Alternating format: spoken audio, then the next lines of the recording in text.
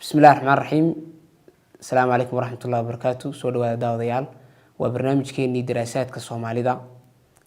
qaybtii saddexaad. waxaan ku soo qaadanay saddexdan qaybood ee barnaamijka daraasaadka Soomaalida cinwaan aynu bixinay Islaamka iyo Soomaalida. qaybtii koobaad waxaan ku soo aragnay sidii Islaamku ku soo galay Soomaalida iyo ardul Xabasha guud ahaanba, sidii uu ku faafay iyo aasaartii iyo raadadkii uu ka tagay. waxaynu qodobkii labaad ama xalqadii labaad ku soo aragnay dariiqooyinkii suufiyada iyo Soomaalida. waxaynu kaga hadalnay dariiqo iyo sidoo kale sidii ay ula falgaleen ama uga hortageen ama waxa weeye u qaabileen isticmaalkii iyo gumeystihii yimi. qodobkan saddexaad ee xalqadan waxaan ku soo qaadan doonaa baraarugii Islaamka ama saxwal islaamiya iyo Soomaalidu intii ay kula hayd. waxaan ka wareysan doonaa barnaamijkan Ustaad Mustafa Fayrus oo ah bara jaamacadeed iyo cilmi baadho diraaseeye taariikhda afka iyo dhaqanka Soomaalida. Ustaad Mustafa aad baan ku soo dhaweynaynaa. ahlan wa sahlan marhaba. waan ku faraxsanahay halqadii saddexaad maanta aan ku wada qaadanayna halkan. Ustaad, sidii aynu qaybii horeba kaga soo hadalnay Islaamkii iyo Soomaalidii baynu dul taaganahay. maanta qaybtan aynu gaarka u soocan doonaa waa saxwal islaamiya ama baraarugii Islaamka. sayna markaa qofka daawadaha dusha uga soo bilowno oo ula qabsado aynu ku bilowno su'aal furfurasho oo ah maxaa laga wadaa as-saxwal islaamiya ama baraarugii Islaamka maxaa laga wadaa? yaa baraarugay, maxaase laga baraarugay? bismillaahi raxmaani raxiim. marka ugu horeysa adiga tiimka kala duubayaba aad iyo aad baad u mahadsantihiin. marka xigana daawadayaasha ayaan salaamayaa. baraaruga islaamiga ama as-saxwal islaamiya waa erebixin caan ah qarnigan 20aadna aad loo adeegsaday. markii laga hadlayo waxa muuqata baraarug hadii la sheego in wax hurdo u muuqda inay ka horeeyeen dabadeed baa la baraaruga. baraaruga islaamka waxa loo yaqaan markii taariikhda islaamka ama taariikhda muslimiinta dib loo milicsado 14 ama 15 qarni waxa muuqanaysa meelaha qaarkood in muslimiinta uu ku yimid habacsanaan inay ku timid ha noqoto dhinaca aqoonta ay diinta ay dadku ay u leeyihiin ku dhaqankooda iyo guud ahaanba jiritaankooda ummadnimo ama marba awoodda ay leeyihiin. dabadeed markii halkaa la gaaro marka dadku way isbaraarujiyaan, way iscanaantaan, way isdhiirigeliyaan, markaas waxay isku dayaan inay dardar ay geliyaan meelihii ay islahaayeen gaabis baad ka tihiin.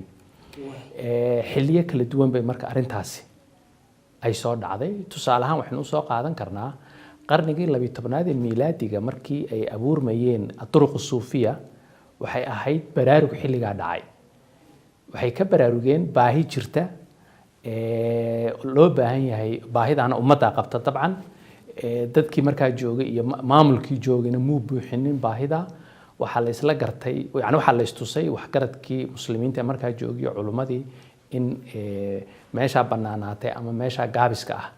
la buuxiyo ama la gufeeyo. baraarugii noocaas ayuu ahaa. waa baraaruga keenaya marka tasawufkii marka hore uu qof loo sameyn jiray, uu qof walba sidiisa taskiyatu nafs uu sameyn jiray, in loo sameeyo duruq ka shaqeysa sidii loo dardargelin lahaa, loo toosin lahaa, loo hagaajin lahaa. tanna waa sidii oo kaleeto as-saxwal islaamiya ama baraaruga islaamka waxaa loo yaqaanaa kan aynu imika u jeedno caankana ku ah, uguna caansan ah, uguna ballaaran marka lagu taariikhda muslimiinta dib loo raaco noqonaya. waxa weeyaan dhowrkii qarniye ugu dambeeyay muslimiinta waxaa ka muuqday habacsanaan iyo gaabis badan. xadaaradii islaamiga ahayd muslimiinta waxaa ka muuqata inuu gaabis ku dhacay. hogaankii xadaaradana lagala wareegay, reer galbeedka Yurub ay markaa kala wareegtay. waxaa kaloo kusii jirta haddana arrintu halkii kumay sii ekaan. fahamka ay dadka muslimiintu diinta islaamka ay u leeyihiinna waxaa soo galay madmadow badan iyo boodh badan baa fuulay. Yurub markii dambena haddana waxay keentay inay gumaysato adduunyada qaybaheedii kaleeto muslimiintu ugu badan yihiin. dabcan muslimiinta marka xagga marka loo eego wadamada ugu badan, dhulka ugu badan ilaa muslimiinta. arrintaa marka heerka markay soo gaadhay muslimiintii marka waxaa ka soo dhex baxay baaqiyo iyo dareen leh sidan aynu ku jirno si sax ma aha. diintii muxuu ahaaye aqoontaynu u lahayn iyo fahamkaynu u lahayn iyo ku dhaqmidaynu ku dhaqmaynayba gaabis badan ayaa ka muuqda. waxay u baahan tahay arrintu in boodhka laga jafo, waxay u baahan tahay in la baraarugo, waxay u baahan tahay in dardar la geliyo, in dhiig hor leh iyo xamaas hor leh in lagu shubo. baraarugaasi marka la eego markaa waxaa ka muuqata hirar istaba socda inuu ahaayo kala gaagaabisa, laakiin kan ugu weyni wuxuu soo baxayaa lixdamaadkii dabayaaqadoodii. markii hore waxay ahayd isticmaalkan haddaynu iska erino wax walba way noo hagaagayaan. isticmaalkii baa la iska eriyey, dowladaha la samaystay, wadamadii muslimiinta badankoogii xor bay noqdeen. dowladihii markay yimaadeen kaalintii laga filayay iyaguna ma qaadan.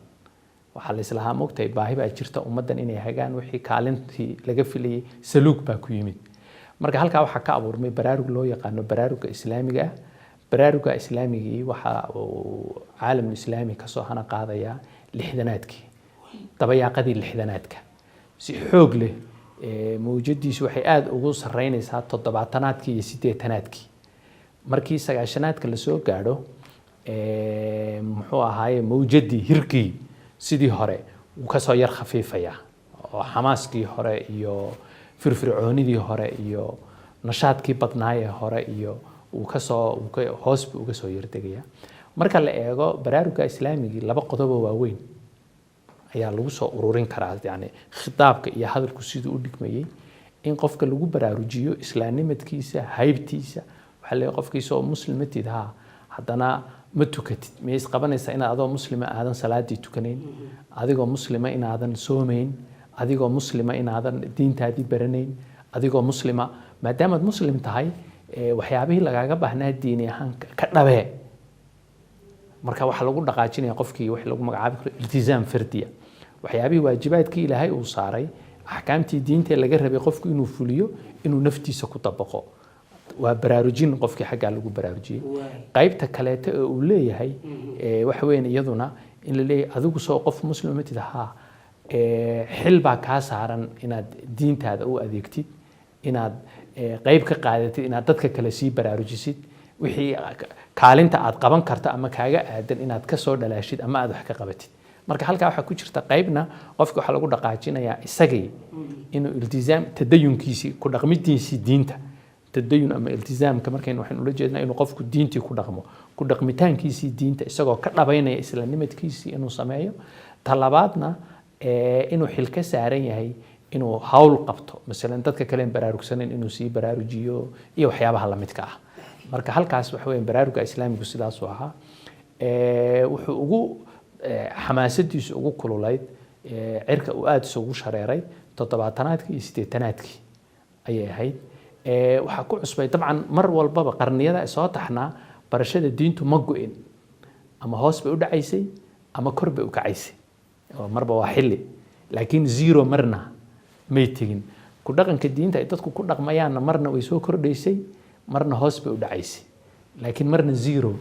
may tegayn. baraaruga islaamigii dhinaca barashada diinta iyo in dacwada islaamka dadka la gaadhsiiyo cilmigeedii iyo dhinaceegiiba waxyaabaha uu adeegsaday waxaa ka mid ah uu kusoo kordhiyey. masalan ilaa culummo dadka wax bartaa markii hore way joogeen tir ahaan markan dambe haba soo kordhaan. wuxuu soo kordhiyey agabkii cusbaa, qalabkii cusbaa ee tiknolojiyada ee soo kordhay in looga faa'iidaysto faafinta diinta. marka waxaa jiray toddobaatanaadkii iyo siddeetanaadkii. toddobaatanaadkii waxaa cusbaa cajaladahan ama kaaseedka rikoodhada lagu dhagaysto ayaa markaa dabayaaqadii lixdanaadkii soo baxay, noqday iyagoo tijaari oo badan. marka halkaa waxay u noqotay hab muxuu ahaay in duruustii la akhriyay in la duubo say dadku usii dhagaysan karaan, muxaadarooyin in la jeediyo la duubo say dadkii usii dhagaysan karaan, waxyaabahaasoo dhan. marka baraaruga islaamiga ah markii la yidhaha ama asaxu alislaamiya guud ahaan sidaasaa loola jeedaa. aada iyo aad aada iyo aad waa sharax waafiya ustaad. aynu kusii guda dhaadhacna soomaalida goortii asaxu alislaamiya ama baraaruga islaamku uu soomaalida ka hana qaaday xilliga ay ahayd, iyo sababihii keenay inay saxwada iyo baraarugaasi ay mataqaanaa ay dhalato xilliga ay ahayd. soomaalidu horta sidaas kale caalam islaami bay sidaa ula socotay. markii geeska africa ama dhulkan soomaalida geyga soomaalida geeska africa aynu nidhaahno baraaruga islaamiga waxaa la odhan karaa wuxuu hana qaaday 1970 يعني سنة ka horeeya ama ka dambeeya waa isku mid 70 iska dhex qiyaastii ka hor bilow wacyi korar wacyi laakiin lagu tilmaami karo inuu ahaa wax yar oo markaan soo biqliyay oo teel ah waxa la oran karaa wuxuu ka soo bilaabanayaa kontonaadkii 1950 dabcan dagaalkii labaad ee adduunyada kadib markii laga hadlayo dagaalkii labaad adduunyada 45 markii laga baxay wixii ka dambeeyay Soomaalida si guud adduunyada kale way ka jirtay laakiin marka dhankan Soomaalida inuu ku dhex jirnaayo waxa weeyaan wacyi guud baa bilowday wacyigoodi baa soo kordhayay wacyiga soo kordhayay waxa kamid ah isticmaar diid in xorriyadoon Soomaalinimo dhinacyo badan waxyaabihii markaas ummadda ku soo kordhayay waxa kamid ahaa waxa abuurmay markii Soomaalida laga sheekaynayo elite-kan ama xulka bulshada ama labeenta bulshada marba si laakiin elite-ka loo yaqaano ah dadka fikir ahaan maamul ahaan aqoon ahaan bulshada haga uguna taliya ah casriga ah ee imika jira wuxuu soo bilaabanayaa xilliyada waxa ka muuqanaysa marka baraaruga islaamiga ah in markaaba elite-ka cusub ee samaysmaya inuu ka dhex samaysmayeen marka kontonaadkii iyo waxaad arkaysaa inay dad ku dhawaaqaya tusaale ahaan dadkii ku baraarujinay inay diintoodii ku dhaqmaan qayb ka ah ururadii xornimo doonka oo markaa siyaasi noqday oo aan ahayn kii hubaysnaa aan ahayn dhinacyadaas oo dhan marka waxa lagu tilmaami karaa baraaruga islaamiga ah ee dhulka Soomaalida bilowgiisii hore ilaa kontonaadkii ilaa 70aadkii 20meeyaha sano ayuu soo taxnaa laakiin xilliga uu hana qaaday uu aad u fiday mawjadiisuna ugu sareysay waa 70aadkii adigu 70aadka bartamii 70aadkii ka soo bilow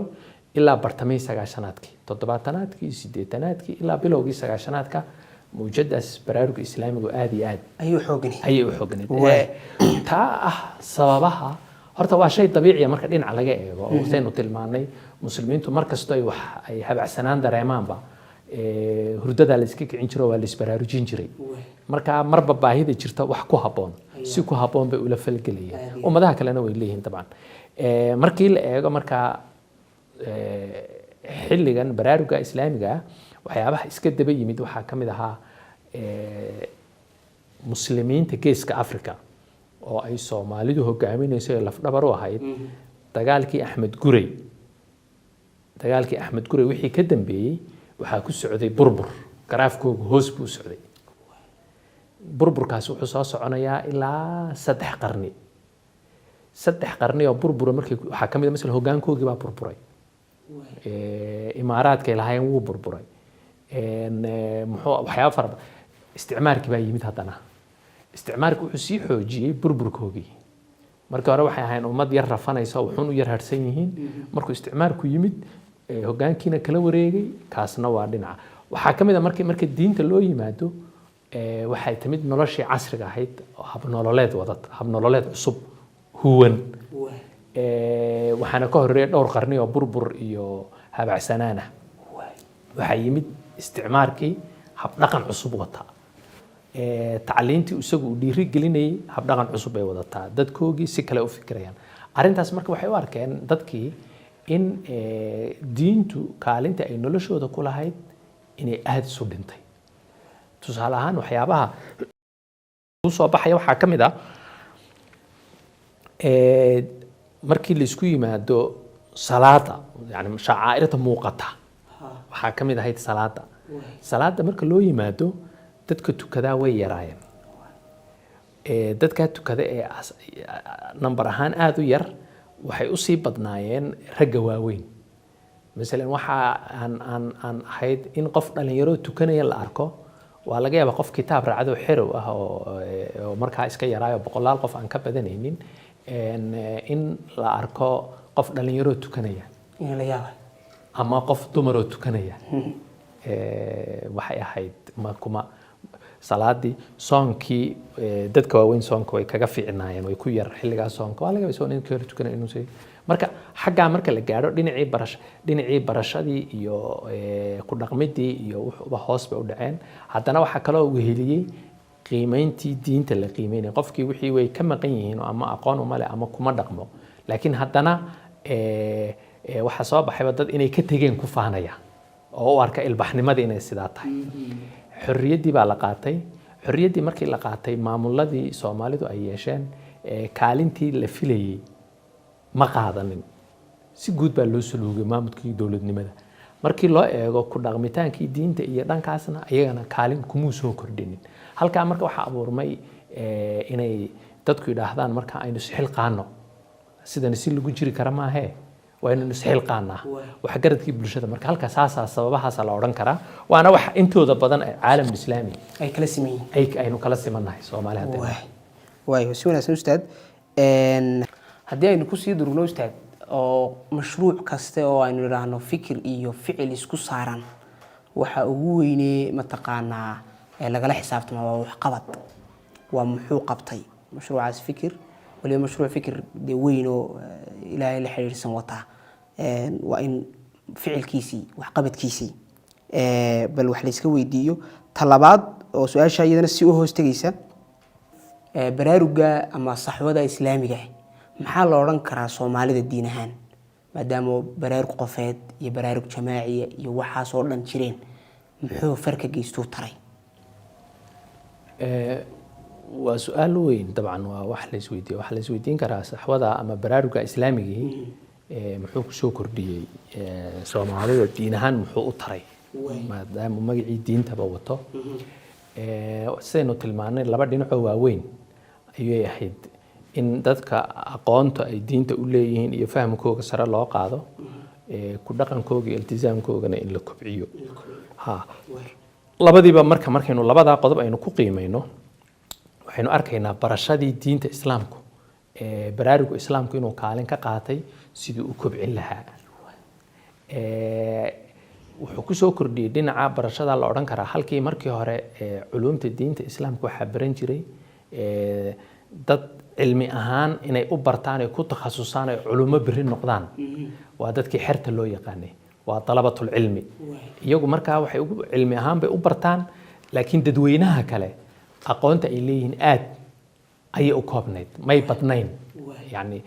xalaqaadka cilmiga kitaabada lagu akhriyo dadka ugu badan ee ka faa'iideysanaya loogu talagalay waxay ahayd xirtaas xirtuna waa dad cilmi u fadhiyo oo cilmiga baranaya laakiin dadweynaha kale kaalin ballaaran kumay lahayn way yaray saxwada islaamiga ama baraaruga islaamiga waxyaabo kale waxa kamid ahaa dhinaca barashadu inay aad u ballaarato dadkii cilmi ahaan u baranayay dalabatul cilmiga xirtuna ahaa mooyaane in dadweynihii kale oo dhalinyarada u badani ay noqdaan dad cilmiga diinta islaamka raacda culumtii kala duwaneed ha noqoto tafsiirka ha noqoto xadiiska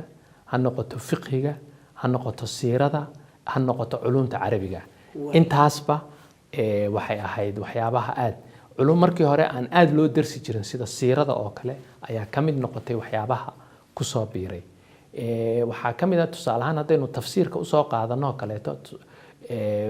waxa la oran karaa masaajidada tafsiirka lagu akhriyo xalaqadaha lagu akhriyo aad bay u bateen dadka dhageysanaya oo yimaada inay dhageystaan aad bay u bateen waxayna u badnaayeen dhalinyaradii iskuulada dhiganayay dhalinyaradii iskuulada halka markii hore dad waaweyn iyo ay ahaayeen dadkii iskuulada dhiganayay bay 70aadkii aad iyo aad ugu badnaayeen waxa soo baxay in cajalado badan marka laga duubo casharadii waxaad arkaysaa marka tafsiirkii Sheekh Hebel cajaladihiisii cidii doonaysa inay dhageysato imika dabcan waxa soo kordhayay YouTube-ka baa laga helayaa moogta beriga marka iyagoo cajalada marka wax weyn bay ahayd inayna ku kaaftoomin tafsiirkii laga akhriyay masaajidka laakiin isagoo duuban inuu qofkiisii heli karo iyo markii dambena waxa ku soo biirayba in la qoro saadarteed waa kan kitaabkan mushafka oo dhanba quraanka oo dhanba in carabi in Soomaali ahaan isagoo u tarjuman macnihiisu in la qoro waa ka qoray sheekhi beriga dhaweyd sanad ka hor geeriyoon jiray Allah yarxamu Sheekh Maxamuud Cabdi Jabane wuxuu tarjumay kitaabka quraanka oo dhan 1985 buu dhameeyey markii daabacadiisu ay soo baxaysana waxay banaan 1992 marka arrin weyn ayay ahayd oo la oran karo baraaruga islaamiga ayaa ku soo kordhiyay in culumta islaamiga iyagoo qoran af Soomaaliga dabcan qisayna yar lahayd مثلا toddobaatanaadkii xilli kamida waxa ragii waxa arrimahaas ku qori jiray waxa kamid ah wadaad bir dhaweyd binto la oran jiray Sheekh Cabdiraxmaan Xuseen Samatar Allah yarhamu wuxuu iga sheekay wuxuu berigii markii af Soomaaliga la qoray baraarugan islaamiguna uu yimid dhalinyaradina ay cilmigii ay aad u baranayaan ayaa waa hadalun qoraal ma jiro waxaana ka horreeyay markaa in af Soomaaliga markii far Soomaalida la qorayay in kontonaadkii iyo lixdanaadkii waxa la isku muran wuxuu ka taagnaa malaatiin baan ku qornaa mise carabi mise maxaa mise far kale faro marka Soomaalida badankeedu iyo dadkii marka aaraada laha badankoodu waxay jeclaayeen in carabi lagu qoro laatiin in lagu qoro waxay u arkeen laatiinka inuu luqadda gaalada ku qoran xagga halkaas uga sii dhawaanayay tan quraanku ku qoran yahay marka laatiin laadiin ayaa madax marka wuxuu dhisaan uga baino madaxii dadka in laadiin ay ugu sii jirtay waxaan sheekhu marka uu tafsiirka macnaynayo af Soomaali kuma macnaynayo hadii wixii uu ku macnaynayay aan qorno faa'iido mooyaane maxaa dhib ku jira markaasaan anagoo culimadii markaa joogtay dhowr ah aan ku heshiinay buu in bal qoraalka in diinta af Soomaaliga lagu qoray marka tafsiirkaas kamida dhinaca kalena waxa kamida dabcan muhaadarooyin badan ayaa iyaguna ku soo kordho aad u kordhay waxay ka qayb qaateen wacyiga guud bulshada iyo baraaruga islaamiga iyo waxyaabaha la xidhiidha sidoo kale to dhinacaas waa dhinacii cilmiga ku dhaqanka markii la eego waxaynu ka garan karnaa madaahirta waxa muuqata tadayunka ku dhaqmita dabcan diin iyo tadayun diintu waa diintii tadayunkuna waa ku dhaqmitaankii diinta marka tadayunka iyo ku dhaqmitaanka diintu sare u kacay waxaynu ka garan karnaa tusaale ahaan salaadii oo kale halkii markii hore masaajidada laga yaabo in safka horeba uuna buuxsami jirin dadka ku tukadana odayaal waaweyn oo 60 iyo ka weyn ay u badnaayeen imka waad arkaysaa masaajidada marka maalintii suuq oo kale la joogo meel la kala galo way buuxsamaan oo waa la sugaaba xaafadaha waa sidaas oo kale salaadaha kala duwan masjid walba intaas oo saf baa ku tukanaya dadka ugu badanna waa dad dhalinyaro da'yara waxa la mid ah markii soonka loo yimaado aad buu uga dhex muuqdaa bulshadii markii loo yimaado gabdhaha xijaabkooga sidaas oo kale uga dhex muuqdaa marka guud ahaan markii arrimaha ijtimaaciga ee bulshada dadka baahan in wax la qabto iyo in bulshadu istarto iyo waxaad arkaysaa in masaajidada iyo dadka culimada iyo dadka saxwada ku lug lahaa inay kaalin dheeraad ah arrimaha ijtimaacigaana inay ku sii leeyihiin marka halkan waxaan oran karnaa guud ahaan baraaruga islaamiga ah labada qaybood ee ah dhinaca aqoonta wacyiga inuu sare u qaadana raad la taaban karo ayaa jira dhinacan kaleete ah ku dhaqankii qofka tadayunka bulshada si guud tadayunkooda inuu sare u kacana iyadana waxa muuqata inuu aad iyo aad koboc fiican inuu ka jiro dabcan cajiib sharax weyn oo qurux badan weeye Ustaad Mustafa sida muuqata ustaad taariikh ahaan baraarugii islaamka dhanka Soomaalida iyo waxa weeye dawladii kacaanku waa kulmeen bal hadii aynu su'aalayno qaabka ay sula falgaleen waxa sidoo kale muuqata inay isku dhaceen isku dhacaas asbaabtii keentay yana bal hadii aad fadasho طبعا waa saad u tilmaantay maadaama aynu niri baraaruga islaamigu ilaa ama dabayaaqadii lixdanaadkii ama 70-kii ayuu si fiican u soo baxay bartamii 70-naadkii markii la gaarana aad iyo aad ayay yani nashaadkiisu aad iyo aad buu u balaadhnaa si xoog la looga dareemayay magaalooyinka waaweyn ee Soomaalida haba ugu weynaadaan Muqdisho iyo Hargeysa ugu weynaadaan waxaa la oran karaa ma lama oran kara waxay tahayba dawladii kacaankii horta muxuu ahaay baraaruga islaamiga way isku dhaceen dhowr sano isku dhac ugu darnaana wuxuu soo shacbaxay 75-kii wixii ka dambeeyayna kacaanku ilaa uu dawladiisu ay dhacay 1990-kii waxa weeyaan waa isku dhacaasi uu jiray dabcan keligoodna ma ahayna wax garadka bulshada aqoon-yahanka intaaba maadaama dawlad military oo keli talisa ay ahayd way la diriraysay cid kasta oo ra'yi iyo wax lehba way la diriraysay dabcan waa ta keentay in dad badan oo dadka aqoonta lahayd dalka ka baxaan laakiin dhinacan markii islaamiga loo yimaado waa kacaan militariya ayaa ka dhashay dalka kacaanka militariga kalitaliska muquuniska ku salaysan wax walba soo baxaya iyo wax walba baraaruga iyo wax walba fikra iyo wax walba nashaada uu neceb yahay waa inuu keligii jiro waa inuu keligii marka halkaa marka la eego baraaruga islaamiga aad iyo aad ayuu u dhibsado u necbaystay kale labaad ee soo baxday wax weeyaan kacaanka Soomaalidu ay qaadatay wuxuu qaatay kacaanku mabda'a hanti wadaaga weliba 1970 baa lagu dhawaaqay October markuu sanad qura jiray ayuu mabda'a hanti wadaaga lagu dhawaaqay in la qaatay hanti wadaagu markii la eego wadamadan soo korayay ama Afrika ama Carabta hanti wadaagii Marxism Leninismka ahaa way iska yar barxeen wadamo ay Soomaalidu ka mid tahay ma barxin sidiisiba u soo qaateen سادرتيد ودمada carabtu مثلا waxay sameeyeen ishtiraakiye carabiya ama ishtiraakiye islaamiya wadamadan sub-Sahara Africa waxa ka jiray African socialism Soomaalidu ma barxin balkii sidiisiya oo markii la eego yani waxay yiraahdeen marka waa hanti wadaaga cilmiga ku dhisan ama scientific socialism marka la eego xagga wuxuu u dhow yahay ilhaadka walaalayn yani maadaama aan wixii aan leewa Marxism Leninism waa wixii aan la arkaynin laab galeynin marka jiritaanka Ilaahay baa soo galaya dabcan halka qolooyinkan kaleeto nidaamkii dhaqaalaha iyo waxyaabahaas iyo ay ka soo qaadaneen laakiin ay barxayaan marka Soomaaliya waxay wadankii labaad ee wadamadan Afrika marka la eego waxay naga horeeyeen wadankii maxaa la oran jiray Congo Brazzaville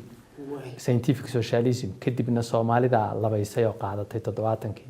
wadamo kale Afrikaan marka ilaa bartamay 70aadkii ku soo biirbiiray dhowr wadan oo kale ay soo raacay marka ala kulli xaal scientific socialism kaas maadaama ideolojiyadaas ay dawladdu ay qaadatay ideolojiyada waxa laf dhabarka ah in lala diriro diinta waxa kale oo laf dhabarka ah in lala diriro dhaqanka bulshada dhaqankeeda soo jireenka ah in lala diriro waa qayb laf dhabarka ah kana waa wax laf dhabar ah tan marka diinta marka loo yimaado markiiba waxa la bilaabay in cadaadis la saaro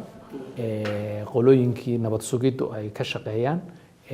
markii dambana xeerka qoyska markii kacaanku uu soo saaray January 75kii waa kii buuq badan uu ka dhacay markii dambana 10 wadaad oo culumadii ka dhididay khaladaadkii markaa jiray dabcan waxa la soo saaray xeerka qoyska khudbadii lagu shaacinayna madaxweynihii Siyaad Barre ka khudbeeyay markaas wuxuu ku jeesjeesay Quraanka waxyaabaha si xoojiyay qaraxa marka waa wadaadadii waa la qabtay culumadii 10 kamid ah dil lagu xukumay January 22keedii ayaa lagu fuliyay la dilay halkaas iyo dagaalku wixii ka dambeeyay hadana dhowr bilood dabadeed dad kala la qabtay oo la xidhxidhay qaar badan shaqada laga eriyay marka ma ahayn dabcan inay wadaadooyin xataa dadkii aqoon-yahanka ah tabaqada dhexe ka dhex shaqeysa dawladda agaasimayaashii u badnaa ya 75kii muxuu ahaa iyagana dad badan shaqada laga fariisiyay laga joojiyay waxa ku jiray tasaasudaas oo kale qofkii laga dareemayay inuu baraarug islaami inuu lug ku leeyahay marka sidaas marka tii waxay keentay kacaankii si nidaamsan ayuu wuxuu la dirirayaa waxa kamid ah tusaale ahaan soo iskuuladii ardaydii dhiganay ma ahayn waxa mamnuuc ahayd gabadhu inay xijaab ku timaado iskuulka inay shaati gacmo dheer xataa soo xidhato mamnuuc bay ka ahayd Masar inay madaxa soo xidhato looma ogolayn hadii wax laga tagi waayo iliyarta haweenku waaweyn ay xidhaan oo kaliya ayaa loo ogolaa marka waxyaabo noocaas oo kale ah ilaa markii dambe uu kacaanku iska ilka beelay iska gaboobay يعني ideolojiyadaas uu ku sii socday way iska sii jirtay marka taas waxay keentay inay isku dhacaan si habaysan baa loo xidhxidhi jiray wadaadda la qaban jiray 70aadka bartamiis waa inaga sheegnay 80aadka bartamiis 10 sano dibadda hadana mar ayadana sidaas oo kale waa kii qaar kamid dil lagu xukumay marka waxay ahayd culayskaas iyo dhibaatadaas ayaa iska sii jiray ustaad xilliyada aynu sheegayna hadda saxwadu jirtay iyana waxa jiray haddii la xuso jamaacad iyo harakaad soo baxay harakaadkaasi fikrad ahaan qaarkood way midaysnaayeen laakiin waxaa laga yaabaa inay tafaasiil hore hoose ku kala duwanaayeen oo camaliya qaarkoodna waxaa laga yaabaa rakaayista sarsare iyo saysaskaba inay qaarkood kuwa kale ka gows qabsanayeen marka maxaynu ka xusi karnaa xarakaadkii iyo jamaacadkii waqtigaas soo baxay qaarkoodna ama si guudna fikradahoodii iyo taariikhdoodii الحركات أما الجماعات الإصلاحية لو يقال الجماعات الإصلاحية أما الحركات الإسلامية مقعي لرابة واسكا عادي الجماعات الإصلاحية مركا طبعا وحي قرب السعودين برارقة إسلامك مركا وي وحا كدحي وي إسدالان marka baraarug yimaado iyaguna way ka soo baxaan iyagu joogistooduna baraarug ay dhalaysaa marka halka way kaas marka loo eego dhinaca qayb waxay ka ahaayeen baraarugaas un bay isugu lamaan yihiin isku sidkan yihiin jamaacadka islaaxiga ah maadaama baraaruga islaamigu meesha yimid hawl la qabanayo aynu tilmaanay sababaha dhalayba baraaruga islaamigu inay sidaa yihiin marba hadday hawlo timid waxaan shaki lahayn hawl baa timida waa in hawl la qabtaa waxa hawl la qabtaa hadii la yiraahdo waxa ku xiga urur tusaalihii hore in soo sheegnay hadaynu u noqono midalan birigi tasawufka waxaynu niri markaas urur baa sameysmay oo turuq suufiya laano hawshu waxa la rabaa inay socoto waxaan hadda luqadda casriga muassasaatiya lagu yiraahdo wixii institution in laga dhigo jamaacadka islaaxigana marka sidaas oo kale tahay marba hawl haday timid waa in iyagiina ay hawshu waa in la wada qabtaayo urur yimaadaayo madax yeeshaan oo qorshe yeeshaan oo qorshe ay ku shaqeeyaan yeeshaan oo nooc asaas ay noqoto institution iyo muassaso inay noqdaan markii dib loo raaco marka waxa muuqanaysa bilowga hore kontonaadkiiba jamaacad islaami ah ayaa soo muuqanayay الرابطة الإسلامية ومقدشة أهيد حزب الله وهرقيسة أها كونتوناتك انتي قميس وجوغي أي لبضبا سما اسمين الله أساسي مركي دنبنا سيداسي كسي كردين لحدانات كدب ياقضو دي كو أحزاب سياسي وسيقارة سياسي وهوي جيرين يوغو إسكو صبح بحين دورة لكن waxaa kamid ahaa annahda islaamiya annahda soo baxday lixdamaadka dabayaaqadoodii waxa soo baxay ururkii ehelka loo oran jiray waxa soo baxay wahdatu shabaab islaami 69kii oo hargeysa lagu sameeyay dabcan ururadan sheegno dhan muqdisho hargeysa baa lagu wada sameeynaya marba wakaas dabadeed waxa soo baxaya way sii kordhayaan waxa 87kii waxa sameysmay islaax سدح ستيتنكي وحاسة ما اسمه اتحاد الإسلامي محوها جماعة التبليغ ويضنا سيداسو كله تقرب سعودي باجرتي مركا جودهان مركا الاسكودر مركا جماعات كإسلامي قيب وحقوقها هاين برارجة إسلامية لكن وحقوق كل دوين برارجة إسلامي وحقوقها هذا يا دويني لكن مركا جماعات لو يمادو وحقوقها هذا يا أرر حبنا له وعدد معمول له أرره oo way ka halka marka la eego midna waa dadweyne midna sida tusaale ahaan dadweynuhu waa dadweyne Soomaa axsaabta siyaasiguna waa ururay weeyaan oo waxay leeyihiin xubno marka waa sidaas oo kale to marka guud ahaan markii la isku daro marka waxaan oran karnaa dabcan iyagu maadaama ay shaqo tahay way kala duwan yihiin sida islaamka u fasirayaan shaqooyinka mudnaanta sida loo kala siinayo iyo habka u shaqeynayaan sida aynu duruq suufiya baa inuu soo tilmaanay duruq inay u kala duwan yihiin ay jamaacadkan u kala duwan yihiin waxa ugu muhiimsan hadii mustalaxa aynu u qaadano midalan waxa kamid ah tawajuha madrasa shumuliya oo in dhinacaas oo dhan xoog la saaro waxa caan ku ah islaax iyo ururada la halmaala tawajuha salafiga ah baa kamid اتحاد الإسلامي baa ugu weyn uguna caansan dabcan tabliiqa oo la wada yaqaano dadka salaada iyo masaajidka la yimaado iyo ugu yeedha marka jamaacadkaas ugu caansana dabcan qarniga 12aad marka la gale dagaalada iyo dhanka loo sii gudbo itijaah kale iyo tawajuh kale ku sii beeri doona laakiin guud ahaan marka la isku daro jamaacadka islaamiga ah waxa lagu soo koobi karaa inay ahaayeen qayb taas saxwada ah laakiin ay kaga duwan iyagu inay ururo yihiin iyaga hagaya iyaga dhaqaajinaya saxwada iyaga isku dubaridaya haddana saxwada iyagii dhalaysa marka waa waxsaas ku leh aad iyo xarakaadka iyo jamaacadka soo baxay aynu imka qaybta ka sheegnay siina yeelanaya xataa waqtigeena nimika qaybo badan oo ka sii farcamay iyaga tajamuc iyo la halmaala iyo barnaamijkii hore dariiqooyinkii suufiyadan kusoo qaadanay su-aal baa ka dhalanaysa runtii xiise loo ah maxay ku kala duwan yihiin ha waxay ku kala duwan yihiin horta waqtigay samaysmeen ayaa kala duwan shaqada markaa baahidii markaa la dareemayay ay muxuu ahaaye way kala duwan tahay oo isu taageen in wax ka qabtaan midna waa qarnigii 12aad midna waa qarnigii 20aad moogtahay duruq suufiya waxay ka shaqeeyaan taskiyatu nafsi intaasay shaqo ku lahaayeen marka jamaacad islaaxiya almucaasara loo ama jamaacad islaamiya almucaasara loo yimaado iyaga sida qaalibka ah waxaa ka muuqda daabic shumuuli in ma aha taskiyatu nafsi oo keliya noloshii oo dhan baristii ha noqoto ku dhaqmidii kale ha noqoto ilaa acmaashii siyaasiga ahayd ha noqoto dhinacaas taas waa mid waxaa kale oo iyaduna jirta haddii bulshada aynu u qaybino wax traditional noloshii hore soo jireenka ahayd iyo nolosha cusub ee casriga ah modernka ah waxaa muuqata Soomaalidu iyo ummad kasta waxay leedahay soo jireenkii hore dad hogaamiya marka waxaa kamid ah oday dhaqameedka waxaa kamid ah duruqda suufiga iyo culimadaas ayaa kamid ah marka waa traditional halka ay soo gelayaan casriga siyaasiyiinta cusub aqoon-yahanada jamaacadkan halkaas ay gelayaan marka waa elite modern ah noloshan casriga ah ayuu la dhashay isagu dhibaatooyinkii noloshan casriga laga dareemayay sidii wax looga qaban lahaana uu ka hadlayaa uu la falgelaya marka midna waa traditional midna waa modern dhinaca marka laga eegana waa midan kaleeta marka loo yimaado jamaacadku maadaama cusub yihiin way ka xamaasad iyo nashaad badan yihiin duruqda suufiga dariiqadan suufida waxay soo jirtay dhowr boqol sano haddii qaadiriyada aynu raacnana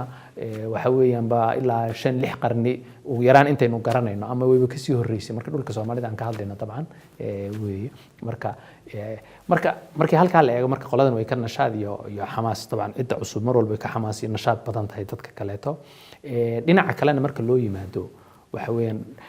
waxa ka wada dhaxaysa risaaladii islaamka taasi marka waxay keenaysaa waxaad arkaysaa haddaad u fiirsato baraaruga islaamiga iyo jamaacadkanba dadka bilowgii lafdhabarka ka noqday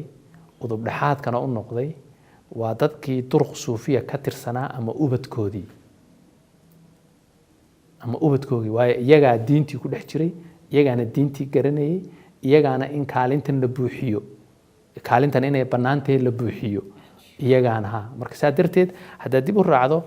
baraaruga islaamiga bilowgiisii waxay ahaayeen dadkii duruqda suufiyada iyo ubadkii ay dhaleen jamaacadka islaamiga marka dib u raacdana waa sidaas oo kaleeto marka xagga marka la eego yani waxa ka muuqata waa upgrading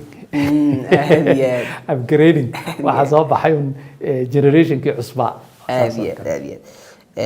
ustaad haddii aynu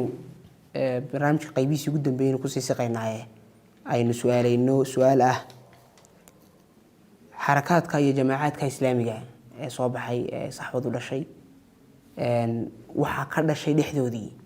isjiid iyo iskhilaafaad xoogan oo ilaa waqtiyo dhaweyd aad u qarqarxay imika waxaad moodaa in waxoogaa isjiidadkaasi qaar fikirku ka dhalanaya qaar suluugu ka dhalanayay laakiin sijiidad baa jiray xoogan dadkana dawaqaad badan marar badan u keenay iyaga dhexdooda dhan kale waxaa jiray haddana saxwadaas xarakaadkii ka dhashay oo midaysan intooda badan iyo xarakaadkii dariiqooyinkii suufiga tasawufka oo iyana madax iskula jir xoogan ee ka dhexeeyay arrinkaa qaabkaynu uga hadli karnaa ama maxaynu ka odhan karaynaa waa su-aal meesha ku jirta waxaynu odhan karnaa baraaruga islaamiga iyo ururada islaamiga ee jiray dhexdooda isriixriix baa ka jiray welina wuu ka jiraa baraaruga islaamiga iyo ururadaas iyo duruq suufiya isku dhac baa jiray ama ha qaboobo marmarka qaarkood marmarna ha iska yar kululaado isku dhac baa jiray deegaanada Soomaalida qaarkood dadweynaha iyo baraarugana sas iyo shaki ayaa jiray taas iyana wax guud noqonayna deegaanada qaarkood waxa ku koobnaatay deegaanada qaarkoodna kama jirin saddexdaasba way jireen marna way bilowgana way kulul yihiin dabadeed marka dambe waa la iska caadaystaa way iska degaan tan isriixriixa dhexdooda waxaa qayb ka ah dabcan madaaris fikriyay kala leeyihiin madaariska fikriga ah waxay keenaysaa kala duwanaanshahaasina wuxuu keenayaa inayna kala duwanaansho wuxuu keenayaa in isriixriix iyo muxuu ahaa in wax dhex maraan iyo waxyaaba noocaas waxa ugu caansan marka madarasada ikhwaaniga iyo madarasada kale salafiga dhexdooda marka waa noocaas waa gudahooga laano muxuu ahaaye dabcan waqtiga kooban aad uma sii dhexgeli karno laakiin waa taynu niri markii fiqigaba madaahib fiqiya ka samaysmay duruqdii shaqada loo qabtaana duruq suufiya ka samaysmay halkana jamaacad kala duwan baa ka samaysmay kala samaysankaas marka waxa kala duwan mudnaanta ay siinayaan iyo siday shaqada u abaarayaan iyo qaabka ay u shaqaynayaan taas waa mid dhexdoodii mawjadu marna way kulaanaysaa marna way qowbsaa dhinacan kaleeto duruq suufiya iyo iyaga waxaa xoog uu ka jiraa gaar ahaan tawajuha salafiga salafiga iyo suufiyadu aad baa salafigu xoog saaraya wuxuu leeyahay suufiyadu waxay sameynayaan bidac iyo khuraafaad ayay ku tuhmayaan bidacda iyo khuraafaadkaasna waa waxa ugu mudan uu la dirirayo marka sidaa darteed labadooda marka dagaal xoog leh ayaa dhex maraya oo mararka qaarkood gacan ka hadal xoog leh uu dhacay sideetamaadkii uu dhacayba uu dhici jirayba uu keenayay midda kale qolooyinkan waa qolooyin cusub qolooyinkan waa qolooyin sii joogay mugtay marka kuwan sii joogay kuwan cusub si sahla kuma aqbalayaan oo halka waxa ku yar jirta laakiin tan dadweynaha marka loo yimaado dadweynaha waxaan niri iyaga waxay jiray iyana caam noqonin laakiin deegaanada qaarkood waxaa jiray sas ama in laga dadku ay ka didaan mararka qaarkood baa jirta shaki ah waxa ugu wacnayd toddobaatanaadkii bartamay toddobaatanaadkii 57 meelahaas baa saxwada waxaa soo dhex galay fikir takfiiri ah marka fikirka takfiiriga wuxuu leeyahay midalan dadkii waa gaalo maadaama ay gaalo yihiin hilibkooda ma cunayno hilibkii la qalay ma cunayno ma kala guursanayno waxyaaba noocaas oo kale ah marka dhulka Soomaalida oo dhan kumay fidin deegaano kooban bay arintaasi ku fiday ayay ka jirtay dabcan taasina waxay keentay marka sas waxani maaba inay diin wadaan baan moodaynay wixii dabcan dawladii kacankuna ka sii faa'iideysan doontaa iyaduna laakiin iyadoo teeda marka laga tago marka taasina sas xataa markii dambe mawjadi iska jabtay qabowday xataa dadka madaxoogi waa arrin weyn moogtay muxuu ahaa inanku dhalay ama inantu dhalay ku faraxsanaa inay masaajidka tagtay diintii baratay oo salaada tukanayso ama salaada tukanay inankii waalidku ku faraxsanaa marka dambe markuu inankii yiraahdo ama ubadkiisu u dhalay waxaan una ka filayn waxay ku noqotay shock weyn marka shoogaasina wuu jiray yuuna sii soconin laakiin isna wuu jiray marka guud ahaantood waa inahaas waqtiyada ustaad waad sheegtay in marar qaarkood jiidka iyo tasaadumaadkaasi marna cirka marayeen marna ay hoosta marayeen waqtiyadii imika 2010 ilaa 14 deegaankan imika aan joognay Hargeysa oo kale doodo xoogan oo adag baa ka jiri jiray ilaa 16 dhawaan buugaag la iska qoro huduud mataqaanaa haysi dhanka xarakaadka hadda laakiin waxa dareemaysaa in si guud bas saxwa islaamiga iyo jamaacadkii ku dhex jirayba waxoogaa haddii lagu cabiro ereygaas caajisi jiro iyo firfircooni la'aan maxaa sababay kula tahay firfircooni la'aantaas waxaynu ku tilmaami karnaa tan ku saabsan waxaynu nidhi baraaruga islaamiga xilliga ugu firfircoonaa nashaadka ugu badan uu qabanayay 70aadkii 80aadkii ilaa 90aadkiina uu soo galay oo ilaa waxa la oran karaa ilaa nuskii hore 90aadka laakiin si guud marka la isku dayo marka la isku daro waxa weeyaan markii hawl la qabanayo moogtay nashaad iyo xamaas bay leedahay laakiin marka dambe nashaadkii iyo xamaaskii bilowgii oo kale ma jirayo laakiin waa la sii waayeeloobaya waxa kale oo ku jiraysa marxaladii hore ee laga hadlayay iyo marxaladani way kala duwan tahay مثلا waxaynu ka hadlaynaa waxaynu nidhi toddobaatanaadkii moogtahay waa nus qarni ka hor toddobaatanaadka marka waa nus qarni ka hor marka dadku xilligaa wixii ay dareemayeen iyo baahidoodii iyo xamaaskii ay ku qaabileen waxna way ka jiraan waxna kama jiraan oo iminka isbedel baa ku jiraya marka anu waxaan is leeyahay xilligaas marka loo eego haddaad aragto mawjad baraarugahoo kacda mawjad way kacaysaa marka dambe laakiin heer macquul ah ayay ku joogaysaa ay ku soconaysaa marka heer macquul ah quluwigii baa ka baxaya ma quluwi waa wax kale quluwi waa fikir laakiin firfircoonidii badnayd waxaa la odhan karaa waa sida qofka korayoo kale ilmuhu markuu yar yahay 12 jir yahay wuu orod badan yahay wuu dhaqdhaqaaq badan yahay laakiin marka dambe dhaqdhaqaaqiisu is dhimaya fikirkiisu wuu badanayaa waxyaabahaas midda kale markii hore waxaa xoog ay ahayd mudnaanta ay ahayd in dadka tadayunkooda iyo ku dhaqmitaankooda diinta iminka waad arkaysaa yani dhalinyarada haddaad dhex gasho intooda ugu badan way tukadaan inta aan tukanin way yar yihiin laakiin waxaa imanaya waxyaabo kale cusub in la yiraahdo ha laga shaqeeyo markaan wax isleeyahay ama ay tahayba maraaxishaas kala duwan waxay keenaysaa taas laakiin mawjadii weyneyd isdhin uu ka muuqdaa laakiin meel dhexe oo keenaysa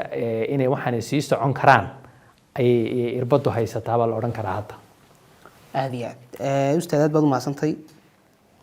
haddii aynu su-aashii ugu dambeysay kusoo gunaanadno barnaamijkan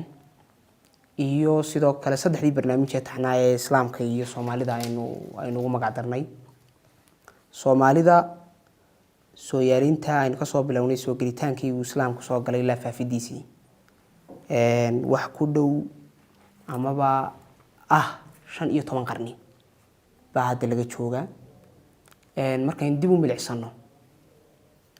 taariikhda iyo sooyaalka dheer ee islaamku ku leeyahay soomaalida maxaan ku sifayn lahayn ama qaabkaynu u dhigi lahayn haddii aynu dib u milicsano gunaanad nooga dhigno barnaamijka waa su-aal aad u weyn dabcan markaynu dib u eegno soomaalida waa saad u tilmaanto qarnigii 15aad baynu ku jirnaa 1448 iyo 8 sano ka horreysay waa 250 markii hijriga lagu xisaabiyo markii miilaadiga lagu xisaabinayo markii islaamku soo gaaray dhulka Soomaalida 615 iminkan waxaan maraynaa 2023 marka halka iyadana waa muxuu ahaayay 1400 dheeraad ala kulli xaal muddada markaynu eegno waxa ka muuqata dhowr qodob oo waaweyn dhowrka qodobada waaweyn ee ka muuqda waxa weeyaan Soomaalida boqolkiiba boqol muslim bay noqdeen marihii ka dhashay xilligaasi weyna waa qodobka kale waxa weeyaan Soomaalidu diinta islaamku waxay ku fiday wada qaateen xilli aad u horeeya ayay diinta islaamku wada gaadhay ma qarni ma laba ma saddex ma afar ma shan inta ahayd ma aad halka ma xaqiijin karno moogtahay laakiin aad bay u gaadhay maadaama waxaynu wax yar kaga dul taagnay qaybtii koowaad halka marka waxa diinta islaamku waxay noqotay shakhsiyadda qofka Soomaaliga ah qayb weyn tiir weyn oo kamid ah ummad walba waxay leedahay shakhsiyadda qofka waxyaabaha sameeyay ka kooban tahay inaga markii Soomaalida loo yimaado shakhsiyadda qofka Soomaaliga ah waxyaabaha sameynaya ee kamidkii waxa weyn waa diinta islaamka ama aqoon ha u yeesho ama yuu yeelanin ama ha noqdo qof si fiican diinta ugu dhaqma ama qof gaabinaya ama hadduu doono xataa aad u gaabinaya ha noqdee diinta islaamku shakhsiyadiisa marka ummad ahaan marka loo tago shakhsiyadaas ay kamid tahay Soomaalidu qarniyada la soo dhaafay diinta islaamka kaalin firfircoon ayay ku lahayd wadamadan bariga Afrika iyo koonfurta Afrika iyo dadkii gaarsiiyay Soomaalidu mar walba kaalin weyn bay ku lahayd South East Asia koonfur bari Asia muxuu ahaayay Maldives iyo Sri Lanka iyo Soomaalidu kaalin weyn bay ku lahayd jasiiradahan badweynta Hindiya Soomaalidu kaalin weyn bay ku lahayd dhinaca diinta islaamka faafinteeda iyo gaarsiinteedan sheegaya moogtahay marka waxay u baahannahay marka maadaama Soomaalidu diinta islaamku ay tiir kamid ah shakhsiyadooda ay tahay dadkuna wada muslim ay yihiin halka waxa ka muuqata in khayraadka ay haystaan waxyaabaha Ilaahay uu siiyay haystaan inay diinta inay isku diin yihiin diintooduna wada islaam ay tahay weeyaan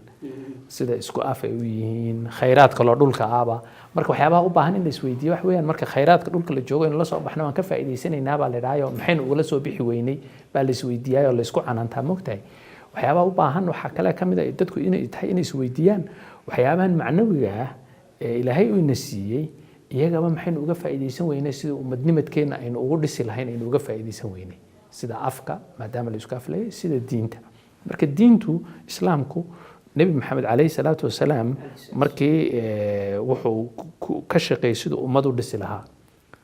ummad buu dhisay qiyamkii uu ummadda ku dhisay waxay ku jiraan diintii inagu ummadeennan soomaalida dhismaheeda iyo toosinteeda iyo ummad tayale say u noqon lahayd waa waxa u baahan in la isweydiiyo la yidhaahdo qiyamkaas maxaynu ummadda ugu dhisan weynay muslimiintii markaa joogtay waxay ku guulaysteen inay dowlad tayale dhistaan soomaalidana markaad eegto kacaakufka way ka bixi la'dahayba maamulkoodii iskugu hagaagi la'yahay muxuu ahaa marka iyagana waa in u baahan halkaana in la yidhaahdo maxaan maamul tayale oo nolosheena inoo maareeya waxyaabaha ay tahay inaan uga faa'iidaysano ay diintu uga mid noqon weyday waxaa ka mid ah xadaarad bay ummaddii muslimiinta ahayd ay dhiseen innagana nolosheenii marka la eego aad bay u burbursan tahay u gaabinaynaa marka halkaa waa su-aasha u baahan inay soomaalidu isweydiiyaan maadaama aan nahay dad muslima oo diinta islaamkuna tiir ka mida shakhsiyadeenna uu ka mid yahay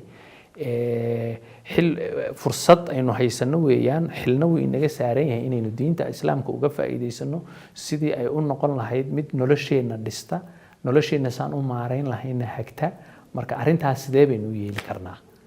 waa ta u baahan in qof kastoo Soomaaliya inuu maskaxda gashado gaar ahaan aqoon-yahankooga hogaankooga muxuu ahaa waxgaradkooga dhammaantoodba inay arrintaa maskaxdooda gashadaan aad iyo aad ma mahadsantiin aad iyo aad baan kugu mahadnaqaynaa ustaad Mustafa Fayruus oo ahaa bara jaamacadeed iyo cilmi baare taariikhda iyo afka iyo dhaqanka Soomaaliyeed baara oo saddexda barnaamij ee isugu xidhnaa islaamka iyo Soomaalida aanu ka qabanay aad baan kugu mahadnaqaynaa ustaad barakallahu fiik aad baad mahadsantahay